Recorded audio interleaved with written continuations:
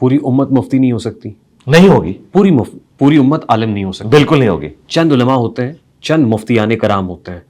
اور اللہ کے نبی صلی اللہ علیہ وسلم نے کہا ہے کہ یہ الٹیمیٹلی دین کے وارث ہیں، اللہ کے نبی کے بعد بے شک کوئی یہ شک وارث نہیں. ہیں. جی جی. تو پھر آپ ان پہ تنقید کیوں کرتے ہیں؟ تنقید ان کے اوپر نہیں، ان کے اعمال کے اوپر، ان کے کردار کے اوپر، ان کے افکار کے اوپر. آپ کے پاس کیا سند ہے کہ آپ ان پہ تنقید کریں؟ میرے پاس سند یہ ہے کہ ایک عام بریلوی دیوبند کے علماء کو گمراہ سمجھتا ہے اور ایک عام دیوبندی بریلویوں کے علماء کو غلط سمجھتا ہے. یہ آلریڈی امت میں پریکٹیکلی چیز چل رہی ہے، ایک دوسرے کو یہ سمجھتے ہیں. وہ عام لوگ سمجھتے ہیں. جی جی. نہیں، علماء تو بالکل کسی کھاتے میں نہیں مانتے نا. وہ جو عام لوگ سمجھ رہے ہیں وہ کس کے کہنے پہ سمجھ رہے ہیں؟ اپنے علماء کے کہنے پہ. یعنی اگر آپ کسی بریلوی کو یہ قائل کریں کہ کیا وہ مولانا طارق جمیل صاحب کو عالم دین اور صحیح راستے پہ مانتا ہے، کبھی نہیں مانے گا.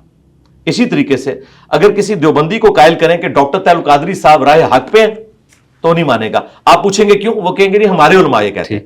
تو علماء کا سٹیٹس یہ ہے کہ ایک فرقے کے علماء نے اپنی پبلک کو دوسرے کے خلاف بھڑکایا ہوا ہے، ان کے علماء نے اپنی پبلک کو ان کے خلاف بھڑکایا ہوا ہے. تو ہمارے پاس اب ٹچ سٹون کون سا ہے پرکھنے کا؟ ایک عام مسلمان، اس کا کیا قصور ہے کہ اس نے مسلمانوں کے گھر میں آنکھ کھول لی؟ اب وہ کیسے دیکھے گا؟ کیا یہ دیکھے گا کہ جس کی آواز اونچی ہے یا جس کے فالوور زیادہ ہیں؟